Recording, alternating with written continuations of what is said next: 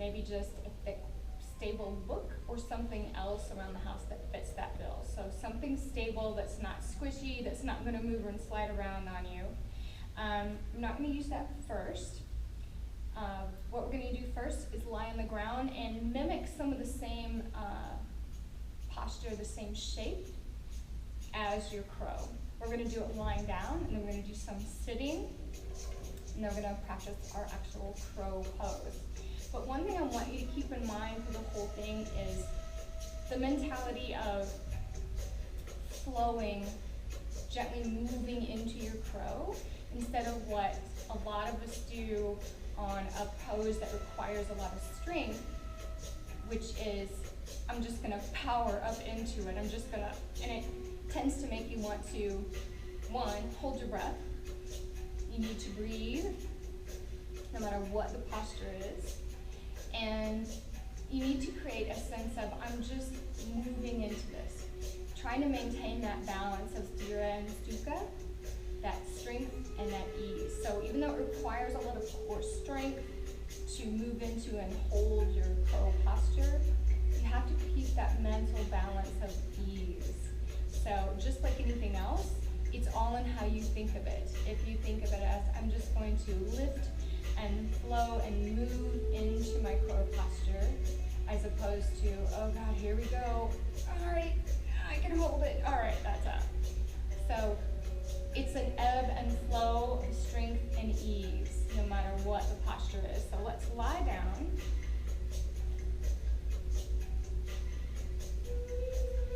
And first, let's do a few things to kind of create some looseness and hip opening for our crow posture. So perhaps just letting one knee fall out to the side, allowing the inner thigh and groin to open a little bit, and then we're going to do the same thing on the other side, allowing it to fall, bringing it up, allowing it to fall to one side.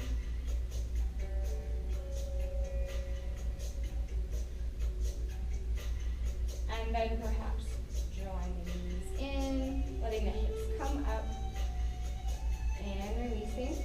Keep the feet together here, and draw the knees in again. Hold that, and then allow the chin to lift up and look to where the toes are. Releasing the hands, and notice all of that abdominal engagement that you're going to be using in your crow posture. So let's lie back down, and let's do a couple other things that kind of help the hip opening and can be helpful in your crow posture before you attempt it.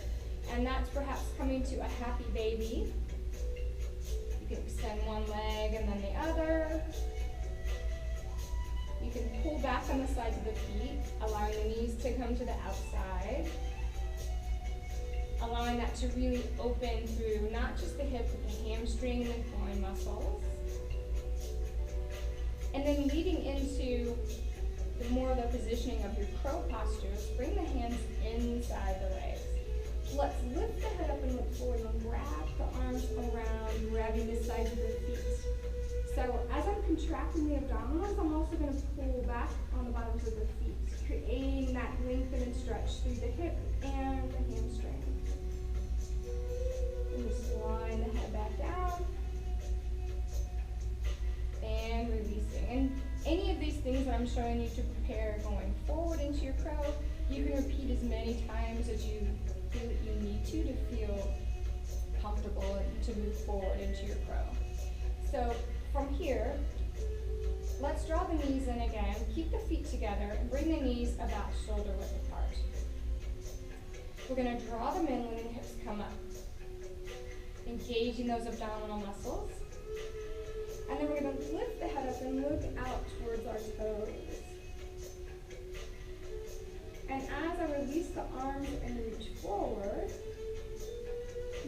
try to lift the hips just a little bit higher, creating a little bit more abdominal engagement all the way through from the upper, middle to lower. And then I'm going to change where my arms are, and I'm going to reach up, bring the knees apart, and then squeeze the knees outside of the shoulders into where the outer shoulder and the tricep. And what this does, reaching forward, it also creates that protraction of the shoulder blades. So the drawing the shoulder blades apart that you will use in your crow posture. And we're going to lie back down. Allow the feet to come to the floor. So bring the arms overhead. Take a deep breath in, reach and stretch. And then as you draw the arms back down, let's grab hold of the knees, swing the feet overhead, and rock it all the way up to sit. And then just do a couple more of those same things, sitting, to simulate the shape that you get into in your crow pose. So we're gonna draw the feet in close to your seat, knees together the first time. We're gonna take a deep breath in, bring the chest as close as you can to the thighs, protracting the shoulder blades away from each other. So retraction and drawing together, you're gonna reach forward. That's what you're gonna do in your crow posture. And then all I want you to do here is maintain all of this, that abdominal engagement, protraction of the shoulders, reaching forward, tightening out the chest muscles as you draw that forward, and then just lift up the heels. Release that. The only thing we're going to change when we repeat that is we're going to allow the knees to come apart so they're about shoulder width apart. And take a deep breath in. Breathe out and come forward. Reach around and bring the arms inside the knees. Reach farther forward. Squeezing the knees outside the shoulders, the upper tricep area, so you're creating that squeeze with the knees. And I want you to maintain all of that and lift up the heels, reaching forward. So already, even though we're doing a simulated crow shape seated, you should feel not just the engagement in your abdominals, but a little bit engagement also of the inner thigh, because you're pressing the knees into that outer upper arm. So from here, let's come up to a Bakasana. Sorry, Mulasana. Bakasana is what we're leading to. Mulasana, with a wider stance with the feet. So you can safely bring the arms and easily forward.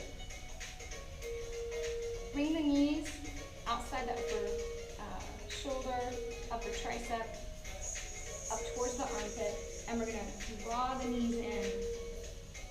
Spread the fingers really wide here, not shoulders width apart. And as we shift the weight forward, we're going to push the hands into the mat. And where we're going to engage that pressure is right here at the base of the index finger and the thumb, that webbing area in between, and then into each of the finger pads. So what we typically tend to do, or at least what I typically tend to see, is when people try to power up instead of flow into their crow pose, they'll tend to roll to the outside edge, at least most of the pressure of their hand. So they'll put most of the weight in the heel of their hand and then just below the pinky finger. Not real helpful to the bones there, and it doesn't create the lift you need. It doesn't create that strong base. So putting the pressure here and into all the finger pads, we're going to shift forward, push those areas into the mat, allowing the center of your palm to kind of lift up like a suction cup.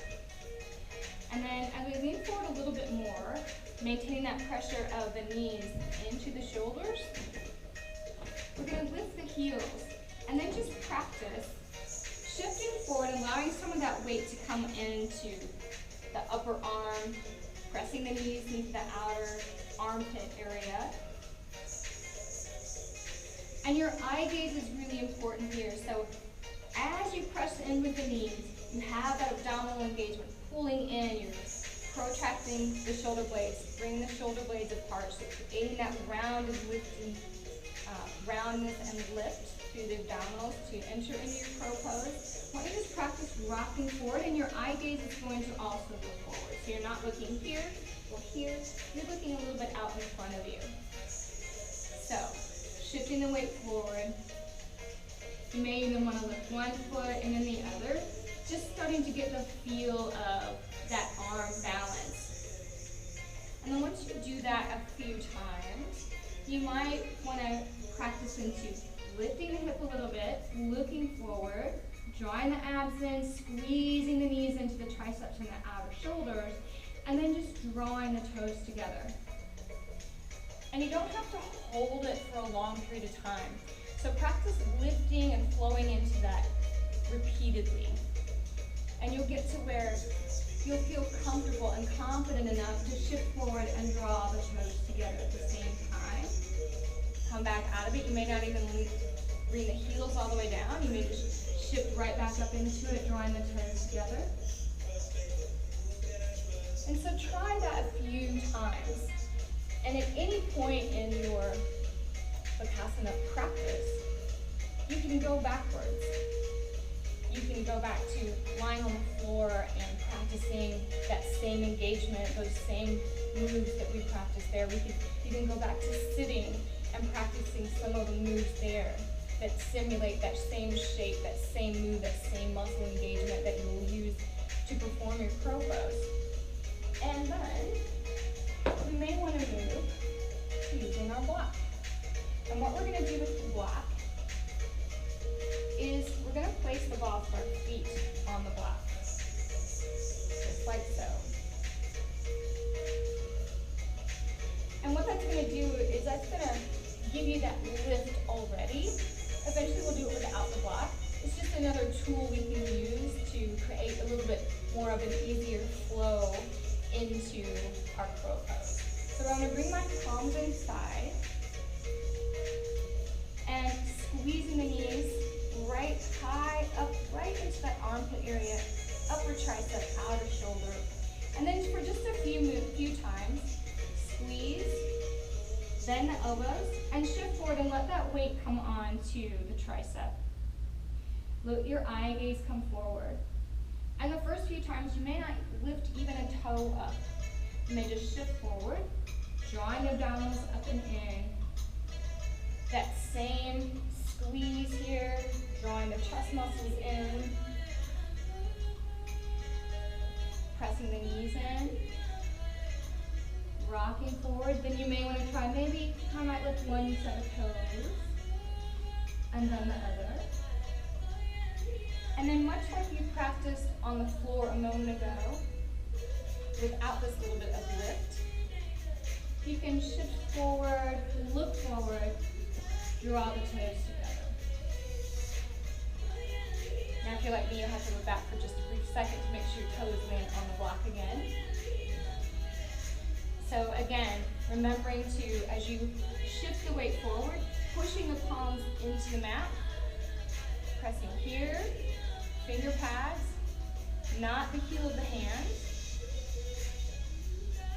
So we're going to squeeze, lift tiny bit with the hips, shifting forward, look forward, drawing the toes together.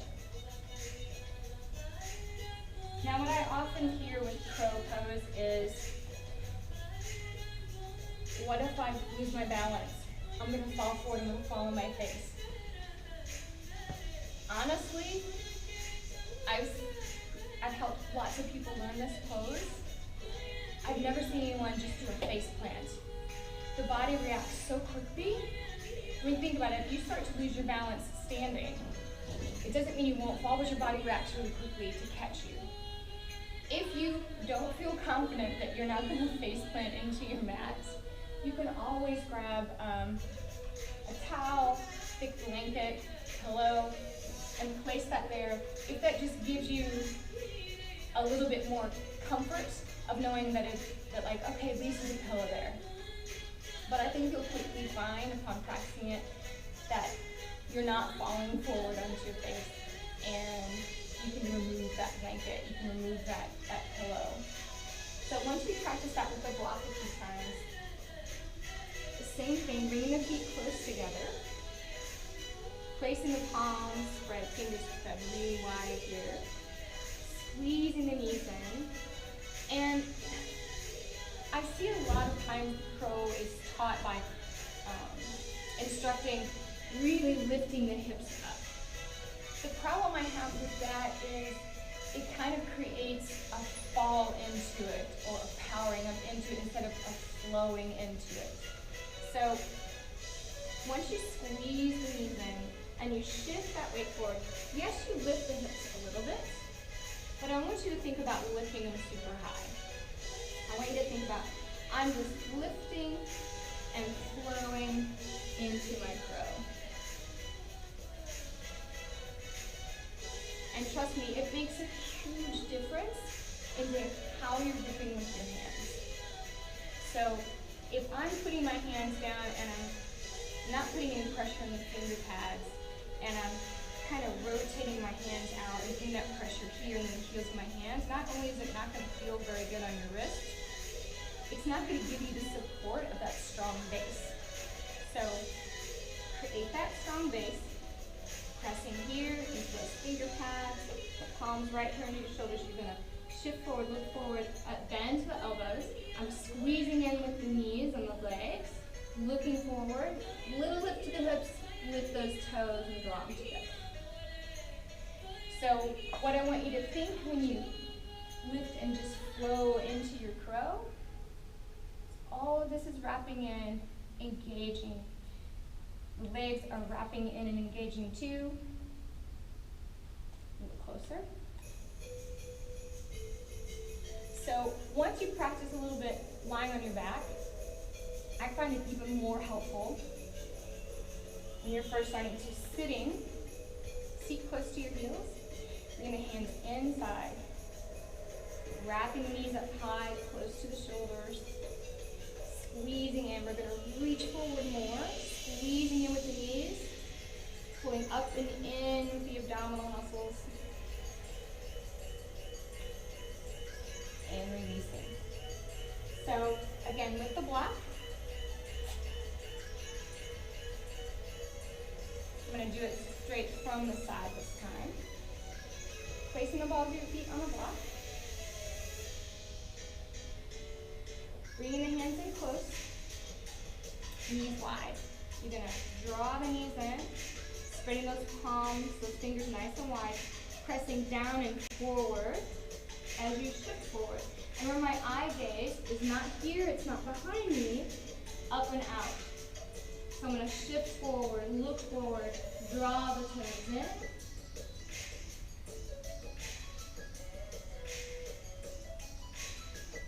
And then moving on to out the block.